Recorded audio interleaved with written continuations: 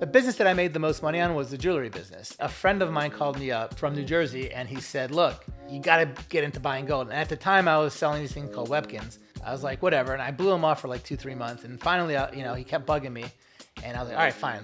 And I just went with him to a couple events this one weekend, and man, he was just buying a ton of stuff just from these stupid little ads in the paper. And then I said, well, how do you know how much to pay? He's like, well, this is how I know how much it's worth. This is what I could get for it. I'm like, holy shit, you could buy it for this and sell it for this, and you could get this much every day. He's like, I told you, I've been telling you for months.